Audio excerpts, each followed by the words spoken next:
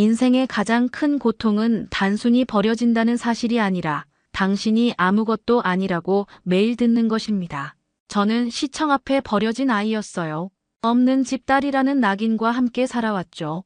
하지만 인생이란 때로는 가장 예상치 못한 방향으로 흘러가기 마련입니다. 설마 내가 이 집 사모님이었어? 바로 어제까지 저를 하녀처럼 부리던 그 사람이 이제는 제 앞에서 무릎을 꿇고 있었어요. 운명은 참 아이러니합니다. 당신은 어떤가요? 과거의 상처를 어떻게 극복하시나요? 복수와 용서 사이에서 당신이라면 어떤 선택을 하시겠어요? 이 이야기는 한 여자의 무너진 삶이 어떻게 다시 세워지는지, 그리고 그 과정에서 그녀가 발견한 것은 무엇인지에 관한 이야기입니다.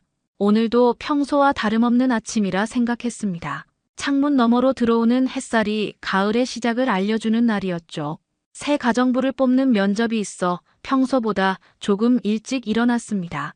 태우는 아직 깊이 잠든 모습이었어요. 남편의 숨소리가 건강하게 들려 안도의 한숨을 내쉬었습니다. 현관 초인종이 울렸을 때 저는 마지막으로 거울을 보며 단정한 모습을 확인했어요. 집안의 여주인으로서 첫인상이 중요하니까요. 문을 열자 낡은 외투를 입은 중년 여성이 서 있었습니다. 주름진 얼굴, 허리가 굽은 모습, 그리고 그 목소리. 안녕하세요. 가정부 자리에 지원한 홍미자라고 합니다. 순간 온몸이 얼어붙었어요. 그 목소리는 제 악몽 속에서도 수없이 들었던 그 사람의 것이었습니다. 홍미자. 10년 전 저를 집에서 내쫓은 전 시어머니였죠. 들어오세요. 떨리는 목소리를 감추려 애썼습니다. 미자는 저를 알아보지 못했어요. 제가 이렇게 달라질 거라고, 이런 집에 살게 될 거라고 상상도 못했겠죠. 거실로 안내하는 동안 등 뒤로 그녀의 발소리가 따라왔습니다. 한때 저를 따라다니며 꼬투리를 잡던 그 발소리와 같았어요. 앉으세요. 소파에 앉은 미자는 계속 고개를 조아렸습니다. 열심히 하겠습니다. 정말 일이 필요해서요. 눈앞에서 벌어지는 상황이 믿기지 않았어요. 10년 전 저를 없는 집딸이라 부르며 하녀처럼 부렸던 그 사람이 이제는 제 앞에서 일자리를 구걸하고 있었습니다. 혹시 저 기억 안 나세요? 제 질문에 미자는 고개를 들었어요. 그녀의 눈이 커졌다가 이내 공포로 가득 찼습니다. 드디어 저를 알아본 것이죠. 설마 수경 씨? 그녀의 목소리가 떨렸습니다. 얼굴이 창백해지더니 손으로 입을 막았어요. 예전엔 결코 보여주지 않았던 모습이었죠. 네, 맞아요. 10년 만이네요, 어머님. 어머님이란 단어를 내뱉는 순간 쓴웃음이 나왔습니다. 한때 그 호칭을 부르기 위해 얼마나 많은 눈물을 흘렸던가요? 미자는 자리에서 일어나려 했습니다. 죄송합니다. 제가 가겠습니다. 앉으세요. 단호한 제 목소리에 그녀는 다시 소파에 앉았어요.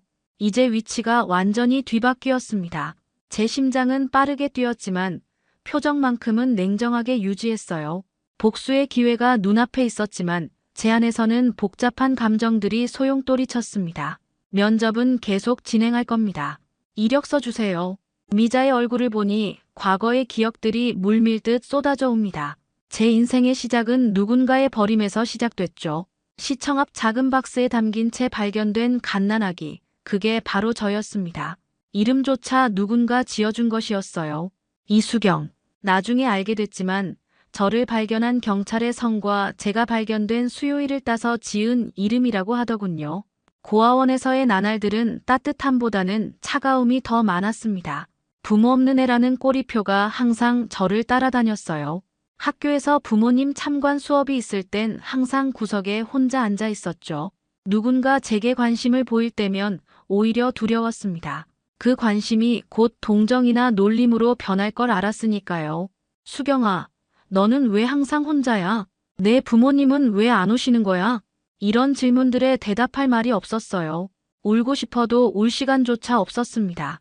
눈물을 보이는 순간 더 많은 비웃음이 쏟아질 테니까요. 그래서 일찍부터 마음을 닫는 법을 배웠죠.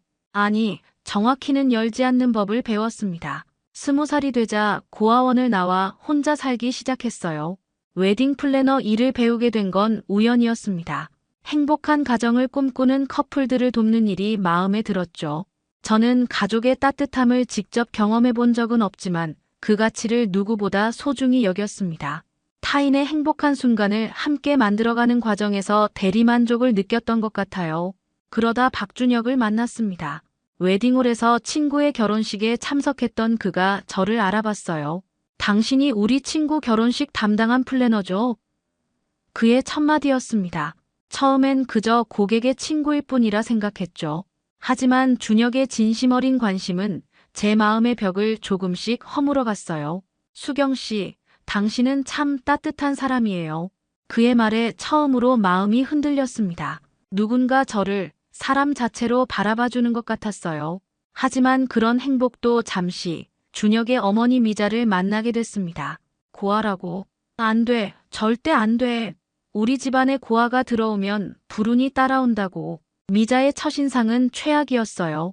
제 눈을 정면으로 보지도 않고 마치 불결한 것을 보듯 시선을 피했습니다. 준혁은 그런 어머니의 태도에 항의했지만 그것이 오히려 제게 더 큰 반감을 샀죠.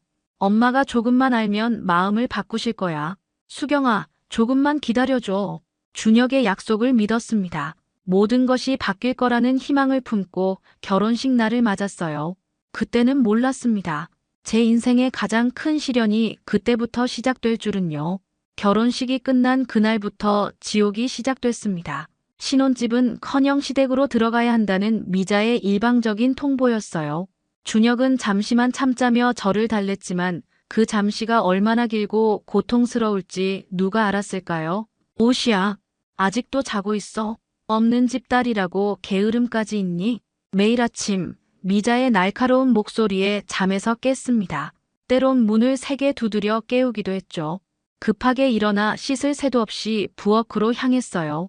아침 식사 준비는 저의 첫 번째 임무였습니다. 이게 뭐야? 밥은 이렇게 짓는 게 아니라고. 내가 지은 밥은 걔도 안 먹겠다. 밥을 지었지만 항상 트집이 잡혔어요. 간이 짜거나 밥이 설거나 반찬 가짓수가 적거나. 이유는 다양했지만 결론은 항상 같았습니다. 제가 없는 집 딸이라는 것이었죠. 청소도 미자의 기준에는 턱없이 부족했어요. 여기 먼지가 있잖아. 눈도 없니? 그녀의 손가락이 닿는 곳마다 다시 청소해야 했습니다. 때론 바닥에 일부러 물을 엎지르고 치워 라고 명령하기도 했어요. 무릎이 아파도 참고 닦았습니다. 수경 씨, 고생이 많네요. 가끔 정원사 할아버지가 동정의 눈길로 저를 바라봤어요.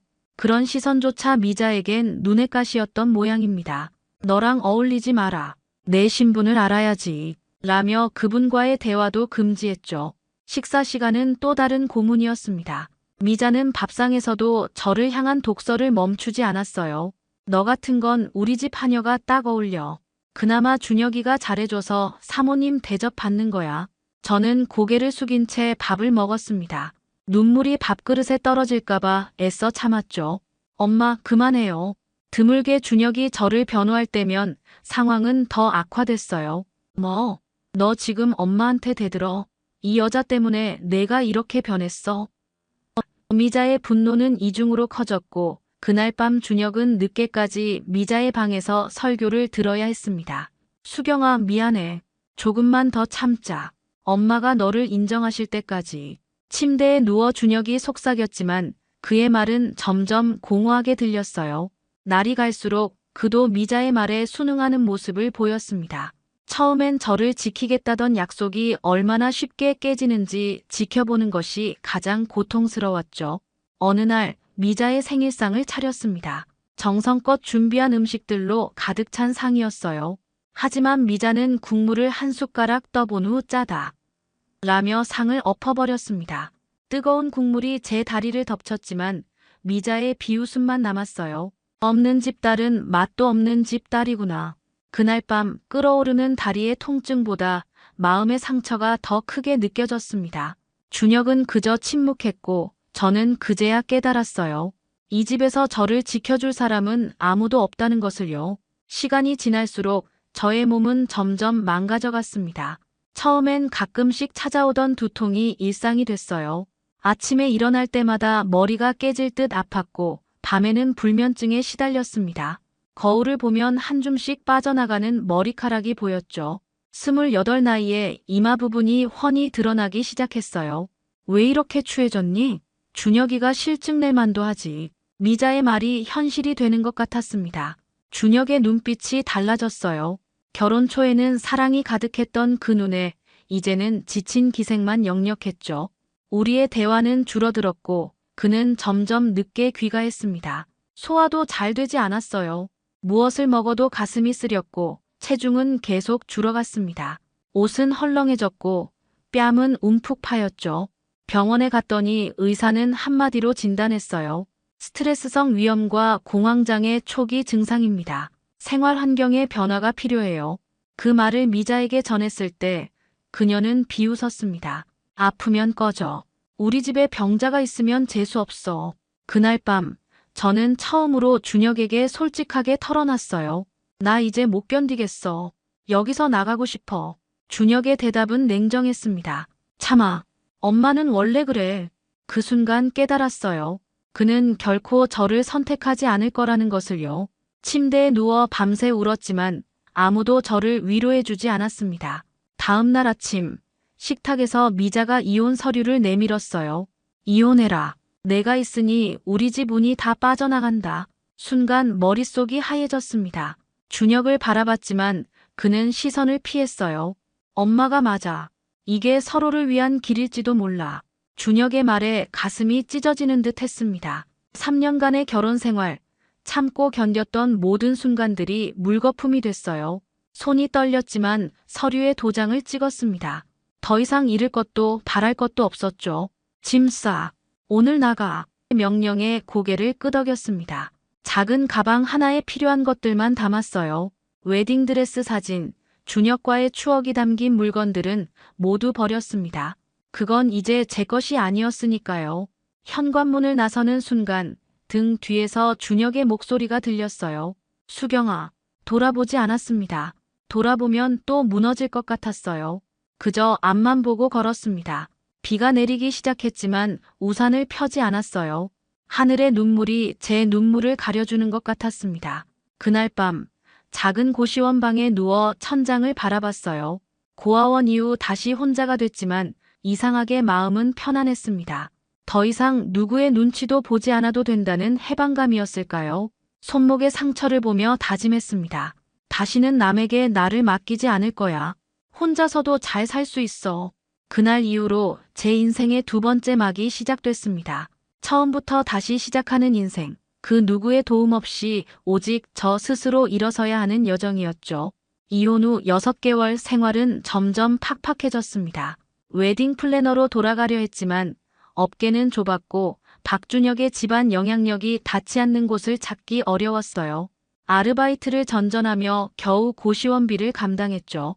그러던 어느 날 병원 게시판에서 한 공고를 발견했습니다. 24시간 상주 간병인 구함, 숙식 제공, 급여 협의 가능. 절박했습니다.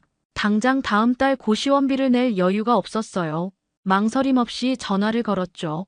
신분 확인 후 면접 날짜가 잡혔습니다. 면접 장소는 예상치 못한 곳이었어요. 강남의 초호화 대저택 앞에서 저는 잠시 당황했습니다. 실례합니다. 저택문을 두드리자 중년의 가정부가 문을 열었어요. 그녀의 안내를 받아 거실로 들어가자 웅장한 공간에 압도됐습니다. 모든 것이 고급스러웠죠. 잠시 후 70대 초반으로 보이는 남성이 들어왔어요. 이수경 씨죠? 정무현입니다. 그 순간 깨달았습니다. 정무현, 정그룹 회장이었죠. 한국 재계 10위권 안에 드는 기업의 수장 앞에서 저는 긴장했어요. 하지만 정 회장의 눈빛은 따뜻했습니다. 자리에 앉으시죠. 이력서를 봤습니다만 간병 경험은 없으신 것 같네요. 솔직하게 대답했어요. 네, 없습니다.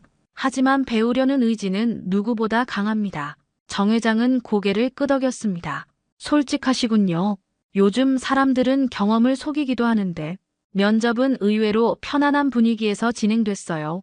정 회장은 제 이야기에 진심으로 귀를 기울였습니다. 고아원 얘기, 결혼과 이혼에 대해서도 솔직하게 말했어요. 보통 면접에선 꺼내지 않는 이야기였지만 그 순간 모든 것을 털어놓고 싶었습니다. 수경 씨, 당신 눈빛이 마음에 듭니다.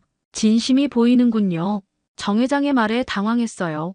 제가 간병할 환자가 궁금했습니다. 제가 돌볼 분은 누구인가요? 내 아들입니다. 태우라고. 35살이죠. 유년기부터 희귀성 근육 질환으로 휠체어 생활을 하고 있어요. 정 회장의 눈에 슬픔이 스쳤습니다. 태우에 대한 설명을 들으며 마음이 아팠어요. 유복한 환경이지만 질병으로 인해 바깥 세상과 단절된 채 살아온 사람. 저와는 정반대의 인생을 살아온 사람이었죠. 만나보시겠어요? 정 회장의 안내로 2층 방으로 올라갔습니다. 문을 두드리자 냉랭한 목소리가 들렸어요. 들어오지 마세요. 필요한 거 없습니다. 정 회장이 조용히 속삭였습니다. 늘 그래요. 사람을 경계하죠. 용기를 내어 문을 열었습니다. 탁 트인 창가에 휠체어에 앉은 남자가 있었어요. 창밖만 바라보던 그가 천천히 고개를 돌렸습니다. 또 새로운 간병인이세요? 곧 나갈 텐데 인사할 필요 없어요. 태우의 차가운 말투에도 제 마음은 이상하게 따뜻해졌습니다. 그의 눈에서 외로움을 봤어요. 너무나 익숙한 감정이었죠. 우리는 서로 다른 이유로 세상에 혼자 남겨진 사람들이었으니까요. 이수경입니다. 잘 부탁드립니다. 태우는 코웃음을 치며 다시 창밖을 바라봤습니다. 하지만 저는 알 수 있었어요. 저 차가운 껍질 안에 따스한 마음이 있다는 것을요. 그 마음을 언젠가는 제가 녹여낼 수 있을 거라는 희망이 생겼습니다. 태우의 간병인이 된 지 한 달이 지났습니다. 처음엔 모든 것이 낯설었어요. 약 시간을 챙기고 식사를 준비하고 물리치료를 돕는 일까지. 태우는 여전히 차갑게 대했지만 조금씩 변화가 느껴졌습니다. 더 이상 방에서 나가라고 소리치지 않았고 가끔은 제 눈을 마주치기도 했죠. 오늘 아침은 뭐예요? 태우의 첫 말이었습니다. 대화의 시작이라고 생각하니 기뻤어요. 단호박 죽입니다. 어제 드시고 속이 편하셨다고 하셔서요. 태우는 고개를 끄덕였습니다. 그것이 전부였지만 저에겐 큰 진전으로 느껴졌어요. 시간이 지날수록 태우의 눈빛이 달라졌습니다. 처음에 냉소적인 표정 대신 호기심, 때로는 기대감이 보이기도 했죠. 어느 날 오후 창밖으로 비가 내리기 시작했어요. 태우가 창가에 앉아 비를 바라보고 있었습니다. 그의 눈에 간절함이 보였죠. 비를 좋아하세요? 태우는 잠시 망설이다 대답했어요. 비를 맞은 게 언제인지 기억이 나지 않아요. 그 한마디에 가슴이 찡했습니다. 비를 맞지 못할 만큼 세상과 단절된 삶이라니. 순간 결심했어요. 비 맞으러 가실래요? 태우는 놀란 표정을 지었습니다. 농담이세요? 진심입니다. 잠깐이면 돼요. 제가 책임질게요. 태우의 눈에 망설임이 보였지만 이내 작은 미소가 번졌어요. 정말요? 재빨리 준비했습니다. 방수포로 휠체어를 감싸고 태우에게는 비옷을 입혔어요. 그리고 조심스럽게 정원으로 나갔습니다.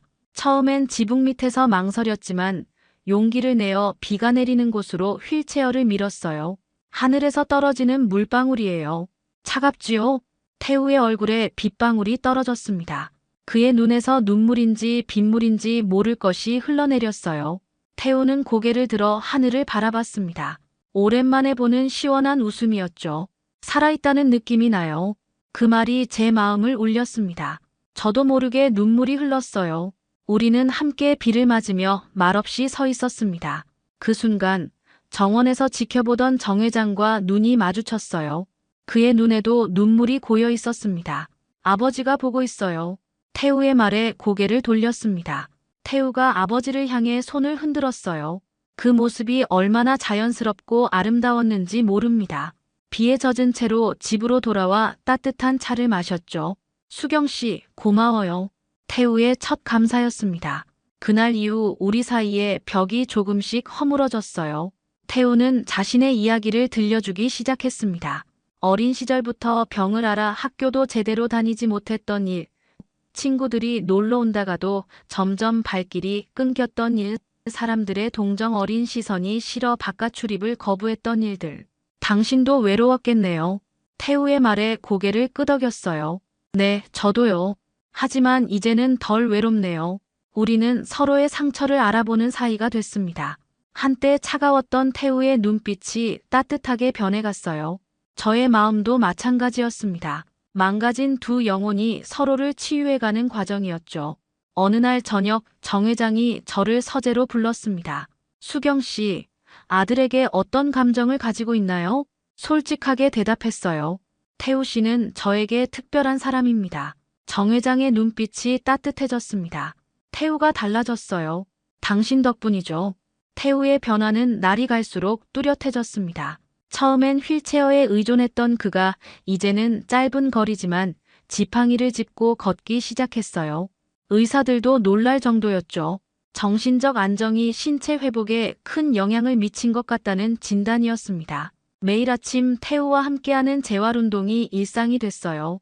처음엔 손가락 마디 하나 움직이는 것도 힘들어했지만 이제는 팔과 다리에 힘이 생겼습니다. 그의 몸이 회복되는 만큼 마음도 열렸어요. 수경 씨, 사실 처음 만났을 때 많이 경계했어요. 돈 때문에 온 사람, 아버지가 구해온 또 다른 간병인일 뿐이라고 생각했으니까요. 태우의 고백에 미소 지었습니다. 알아요. 눈빛에 다 보였어요. 그는 쑥스럽게 웃었어요. 근데 당신은 달랐어요. 진심이 느껴졌거든요. 어느 봄날, 우리는 정원을 거닐고 있었습니다. 태우는 지팡이의 의지에 천천히 걸었어요. 벚꽃이 흩날리는 가운데 그가 갑자기 걸음을 멈췄습니다. 수경 씨, 당신 덕분에 살아있어요. 고개를 저었습니다. 아니에요. 태우 씨 스스로의 의지가 만든 기적이에요. 태우는 고개를 저었어요. 아니에요.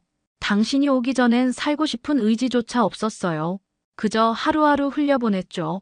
그의 진심 어린 고백에 가슴이 뭉클했습니다. 태우는 천천히 지팡이를 짚고 제 앞에 한쪽 무릎을 꿇었어요. 떨리는 손으로 반지를 꺼냈습니다. 이수경 씨, 이제는 당신 옆에 있고 싶어요. 결혼해 주시겠어요? 순간 말문이 막혔습니다. 눈물이 볼을 타고 흘러내렸어요. 태우와의 시간이 행복했지만 결혼이라는 단어는 여전히 저에게 두려움으로 다가왔죠. 태우 씨, 저는 망설이는 제 모습에 태우의 눈에 불안이 스쳤습니다. 하지만 그는 이내 따뜻한 미소를 지었어요. 서두르지 않아도 돼요. 기다릴 수 있어요. 태우의 배려에 감동했습니다. 이전의 결혼과는 달랐어요. 여기에는 강요도 조건도 없었습니다. 오직 서로를 향한 진심뿐이었죠. 그날 저녁 정 회장이 저를 찾아왔어요. 태우의 프러포즈 소식을 들었습니다. 당신의 답은 무엇인가요? 솔직하게 털어놨습니다. 두렵습니다. 제 과거 때문에요. 정 회장은 이해하는 눈빛으로 저를 바라봤어요. 수경 씨, 당신은 우리 가족에게 빛과 같은 존재예요. 자네가 우리 집 딸이 되어줬으면 좋겠네. 그 말에 눈물이 흘렀습니다. 딸이라는 단어는 제게 너무나 낯설었어요. 한 번도 누군가의 딸로 인정받아본 적이 없었으니까요. 정말 괜찮으실까요? 정 회장은 따뜻하게 미소 지었습니다. 태우가 당신을 만난 건 우리 가족의 축복이에요. 일주일 후 태우에게 답을 주기로 했어요.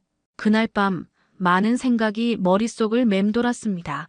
과거의 상처, 미자와의 기억들, 준혁과의 실패한 결혼. 하지만 태우와 함께한 시간들, 그의 따뜻한 눈빛, 진심 어린 사랑이 더 크게 다가왔어요. 다음 날 아침 태우의 방을 찾아갔습니다. 그는 창가에 서서 햇살을 받고 있었어요. 지팡이 없이도 서 있는 모습이었습니다. 태우 씨, 답이 있어요. 돌아선 태우의 눈에 기대와 불안이 교차했습니다. 깊게 숨을 들이쉬고 말했어요. 네, 결혼하고 싶어요. 태우의 얼굴에 환한 미소가 번졌습니다. 그는 조심스럽게 걸어와 저를 품에 안았어요. 그 순간 모든 두려움이 사라졌습니다. 이제야 진정한 행복을 찾은 것 같았어요. 우리의 결혼식은 작고 소박했습니다. 정원에서 가까운 지인들만 초대한 채 진행됐죠. 태우는 지팡이의 의지에 제 옆에 섰어요. 신부 입장 때 정 회장이 저를 부축했습니다. 아버지처럼요. 이제부터 당신은 있는 그대로의 당신으로 사랑받을 거예요. 태우의 서약에 가슴이 벅차올랐습니다. 드디어 진정한 가족을 찾은 느낌이었어요. 미자의 당황한 얼굴을 다시 바라보니 모든 순간이 주마등처럼 스쳐 지나갔습니다. 10년 전 저를 하녀 취급하던 그 사람이 이제는 제 앞에서 고개를 숙이고 있었어요. 인생은 참 아이러니하다는 생각이 들었죠. 설마 내가 이 집 사모님이었어? 미자의 목소리가 떨렸습니다. 그녀의 얼굴에서 피가 빠져나가는 게 보였어요. 순간 어떤 감정이 올라왔습니다. 복수, 분노, 아니면 승리감. 저도 정확히 알 수 없었어요. 네, 저는 이 집 사모님입니다. 정태우 씨의 아내 정수경이죠. 미자는 벌떡 일어나려 했습니다. 실례했습니다. 제가 가겠습니다. 앉으세요. 단호한 제 목소리에 미자는 다시 소파에 앉았어요. 그녀의 손이 떨리고 있었습니다. 과거에 저에게 했던 모든 행동들이 이제는 그녀에게 두려움으로 돌아간 것 같았어요. 이력서를 보니 최근 경제적으로 어려우시군요. 이유가 있나요? 미자는 고개를 숙인 채 대답했습니다. 아들이, 준혁이가 사업에 실패했어요. 모든 재산을 잃었죠. 아이러니했습니다. 준혁은 결국 실패했고 미자는 모든 것을 잃었어요. 한때 저를 없는 집딸이라 불렀던 그녀가 이제는 스스로 없는 처지가 된 것이었죠. 그래서 이런 일자리를 찾고 계신 거군요. 미자는 고개만 끄덕였습니다. 그녀의 모습에서 과거의 제 모습이 보였어요. 하지만 다른 점이 있다면 저는 혼자였고 그녀는 지금도 아들이 있다는 것이었죠. 속에서 무언가가 끌어올랐습니다. 지난 10년간 참아왔던 모든 분노와 한이 한꺼번에 터져 나올 것 같았어요. 이 순간을 얼마나 기다려왔던가요? 미자에게 복수할 수 있는 완벽한 기회였습니다. 기억나세요? 없는 집 딸은 안 된다고 하셨죠. 우리 집 하녀가 어울린다고도 하셨고요. 미자의 눈에 눈물이 고였습니다. 수경 씨, 정말 미안해요. 그땐 내가 잘못했어. 손을 들어 그녀의 말을 막았습니다. 늦었어요. 10년이나 지났으니까요. 심호흡을 했습니다. 머릿속에 수많은 생각이 스쳐 지나갔어요. 미자를 내쫓아 복수할 수도 있었습니다. 하지만 그것은 제가 미자와 다를 바 없게 만드는 일이었죠. 월급은 350만 원입니다. 주 6일 근무, 매주 일요일 휴무예요. 미자의 눈이 커졌습니다. 일반적인 가정부 급여의 2배가 넘는 금액이었어요. 하지만 왜요? 냉정하게 대답했습니다. 능력이 있으시잖아요. 집안일은 완벽하게 하셨으니까요. 미자의 눈에서 눈물이 흘러내렸습니다. 그녀는 제 의도를 알아챘을 거예요. 제가 그녀에게 품위 있는 방식으로 복수하고 있다는 것을요. 물론 조건이 있어요. 제가 시키는 일은 모두 해야 합니다. 불평 없이요. 미자는 고개를 끄덕였습니다. 네, 알겠습니다. 계약서를 작성하고 그녀에게 건넸어요. 오늘부터 시작하세요. 먼저 2층 화장실 청소부터 해주세요. 미자는 고개를 숙인 채 자리에서 일어났습니다. 문 앞에서 그녀가 돌아봤어요. 수경 씨, 정말 잘 됐네요. 행복해 보여요. 순간 가슴이 뭉클해졌습니다. 하지만 이내 마음을 다잡았어요. 네, 행복합니다. 당신 덕분이 아니라 당신에게서 벗어났기 때문에요. 미자는 아무 말 없이 고개만 끄덕이고 나갔습니다. 창밖으로 눈이 내리기 시작했어요. 미자가 떠난 자리에 태우가 들어왔습니다. 괜찮아요? 태우의 따뜻한 목소리에 안도감이 밀려왔어요. 네, 이제 정말 괜찮아요. 태우는 제 손을 꼭 잡아주었습니다. 과거는 과거일 뿐이에요. 당신은 이미 승자예요. 고개를 끄덕였습니다. 맞아요. 저는 이미 승자였어요. 10년 전 무너졌던 저는 이제 다시 일어서 있었습니다. 모든 상처를 이겨내고 진정한 가족을 찾았어요. 창밖에는 계속해서 눈이 내렸습니다. 하얀 눈이 모든 것을 덮어가는 것처럼 저의 과거도 이제 새하얀 눈으로 덮여갔어요. 미자와의 재회는 제게 마지막 숙제를 풀어준 것 같았습니다. 없는 집딸이 여기까지 올 줄 몰랐겠죠? 조용히 중얼거리며 창밖을 바라봤습니다. 이제 진정한 제 인생이 시작된 것 같았어요. 과거의 상처는 아직 남아있지만 그것을 딛고 더 강해진 저 자신을 발견했습니다. 태우와 정 회장님, 그리고 이제는 미자까지. 모든 것이 제자리를 찾아가는 느낌이었어요. 인생은 참 예측할 수 없습니다. 10년 전 시청 앞에 버려진 아이가 10년 후에는 재벌가의 며느리가 되어 과거의 시어머니를 가정부로 맞이하게 될 줄이요. 하지만 이것이 바로 제 이야기입니다. 아픔을 딛고 다시 시작한 이수경의 역전된 인생이죠. 오늘 사연 어떠셨나요? 구독과 좋아요는 영상 제작에 많은 도움이 됩니다. 항상 건강하세요.